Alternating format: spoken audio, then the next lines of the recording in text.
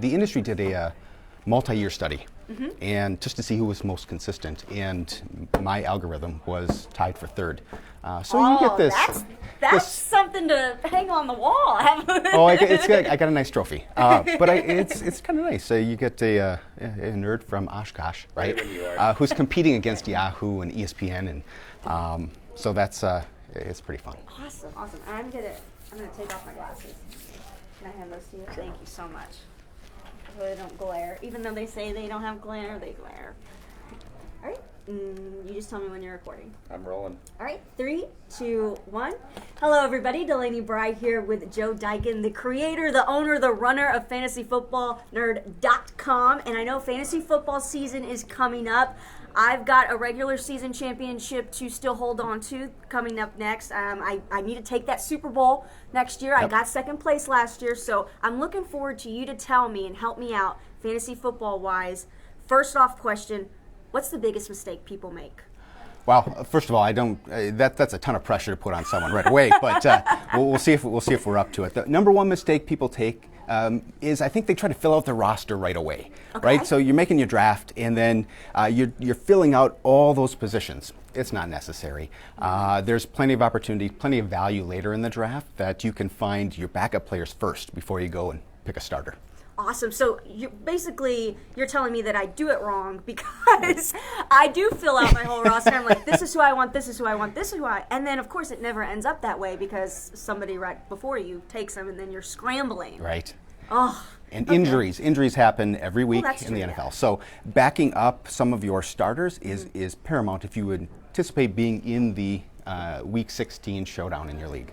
Now, the league that we have here at work, we can choose whether we want it to be PPR or non PPR. Yep. What's the advantages of either or? So the real difference is the acronym PPR, a point per reception. So a running back or a wide receiver will get an extra point for every catch that they make. So if I'll use an example, two running backs here in the NFC North. Aaron Jones from the Packers, right? Yes. Fantastic running back, breakout candidate for this year. And then Kerryon Johnson, the running back from the Detroit Lions, right? Another breakout candidate. So their stats are pretty similar, and in the rankings, they're right next to each other. So in standard scoring, I would take Aaron Jones in a heartbeat, right?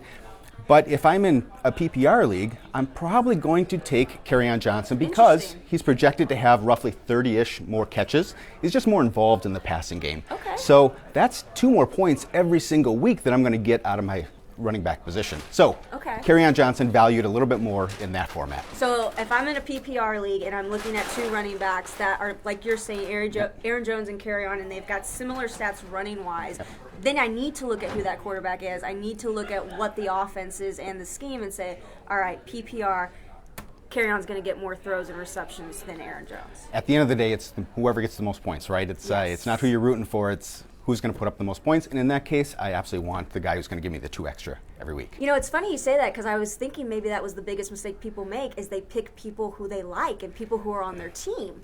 Not necessarily, though. No, not necessarily. Although, I got to tell you, having a team that you watch, so if you watch the Packers, right, and you want Aaron Rodgers on your team, you may end up paying a little extra to get him on your team, but it is a pretty rewarding experience when you are actually watching the game. And you need just one more touchdown, right? And there's a bomb to Devontae Adams.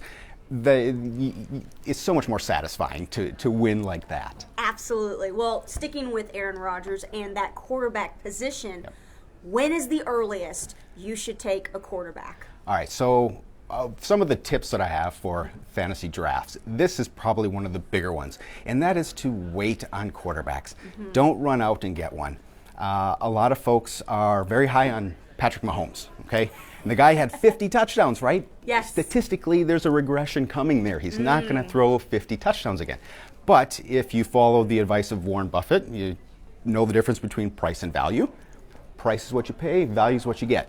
Patrick Mahomes, you will pay a high price. Aaron Rodgers, you'll pay a high price. But the value is not going to be the same as what you're going to get from Baker Mayfield or a Matt Ryan. You're going to have to reach, and when you reach, that means that you're going to pass on a high-end running back or wide receiver. So the point differentials, here's where we start to get kind of nerdy. The point differentials, right, down the line will actually make a difference on your team. Now, if I'm in a league where I don't have to pay, it is just like a snake draft and you just go boom, boom, boom, do you take the Patrick Mahomes? I probably will not have Patrick Mahomes on any of my teams simply because I'm not willing to pay that second round price. I would pay a 6th round price for one of the other quarterbacks that I mentioned, and I will stock up on the running backs and wide receivers. That will pay off down the road. And once you get into a certain tier of those quarterbacks, the point differential every week is really not very significant. Okay. Where if you passed on one of those high-end running backs, that kills you. Yes, the point differential between them and someone in the 6th, 7th, 8th round is significant. Well, we've been talking, and while you've been giving your tips, we've been mentioning non PPR, PPR, a draft where you actually have a budget versus just a snake draft where you pick and it's your turn and you take whoever you want, whoever the best available is. Perfect. There's so many more creations coming out of fantasy football as it gets popular. There's one where now you've got 2 quarterbacks or you've got 2 flex positions. Is that good for fantasy, or is it just making it easier? I feel like it's making it easier the more people you have. It's a good question. I think that we have watched that evolve over time. So the 2 quarterback one is interesting. We call that a super flex league. And Fantasy Football Nerd this will be the 9th year that we've hosted a charity league where yours truly gets to play against some pretty awesome celebrities and some folks from the industry. And it is super flex. It has been for the last 9 years. And let me tell you, that really changes your approach to it. So everything that I told you about Patrick Mahomes, if you're in a super flex league, ignore that. You take him. Now I'm taking him in the 2nd or 3rd round because I'll pair him with another one of those guys, a Baker Mayfield or a Matt Ryan, and I am going to help. They will really help me dominate that league. So those changes really change the way that you look at your draft and the way that you value players. So sleepers. Week to week, especially in those bye weeks when you've got to fill a hole, you put somebody on the bench or you just let go of somebody to fill those sleepers. What's the best way to try and be like, this is my guy? This week and this week only, but that's my sleeper. Right, a bye-week Billy, we might call him. So we're looking at really the matchup. We want to see who they're playing against and how they have been against other players. So on the site, we have a feature called the Defensive Dossier. We will show you how that defense did against every other wide receiver, for example. Okay. And you can kind of get a picture, they've been shutting them down. No wide receiver has gotten more than 8 points.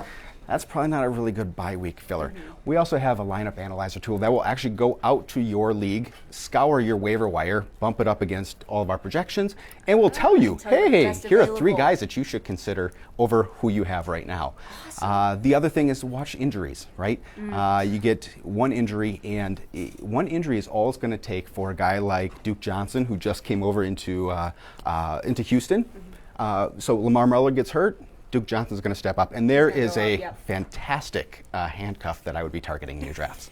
Awesome. Now, do you think there is, I guess, a super sleeper in the sense that not somebody you're just going to pick up week by week, but maybe somebody you get in the 8th, 9th round, and you're like, this is going to be a really top-notch guy for me that no one's expecting to come out this year? So that is the $1 million question, right? Because if you knew that, if you could tell the future, obviously everyone would take them, right? But you look back, like George Kittle last year, nobody was drafting that guy, and he comes out of nowhere, and he is the number 3 tight end coming into this year. Fantastic sleeper. If you're in a deep league, you're looking at one of your last picks, a guy that I'm really high on this year is N'Keal Harry out of New England. We've lost a ton of receivers. He's got Tom Brady throwing to him, right? But Chris Hogan's gone. You've got Cordell Patterson is gone. You've lost Gronk, right? There's no more Gronk. So someone has to spike those footballs. Someone has to spike the football. Why not him? He's a big guy. He's got have you seen him catch it over the shoulder? He's talented. Not the fastest, but he'll be a very good receiver and a good target. So there's a guy that I'm targeting in the 12th, 13th round. Awesome. And as my last question for you kind of here, we are in we're in Milwaukee, but we are in Wisconsin. This is Green Bay. If you had to guess out of all the Packers, so Davante Adams, Aaron Jones, Aaron Rodgers, if there's a rule that says I have to have one of those guys on my team, who do you think at the end of this season will have produced the most fantasy points? I don't think it's even close. I think Davante Adams is my guy. Davante Adams, so, all right. Other than DeAndre Hopkins, who is the clear number 1 wide receiver, Davante Adams is right there, and he'll be competing to be that top wide receiver at the end of the year. Fantastic pick, and every touchdown you get is an extra reason for you to celebrate.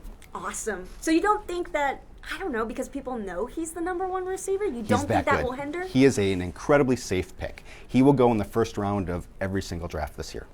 Ooh, okay. I think Devontae Absolutely Adams would positive. like those words. Yes, I hope so. Awesome. Thank you so much, Joe, for joining us. Absolutely. Thank you. And if you need any fantasy football tips, you go to fantasyfootballnerd.com.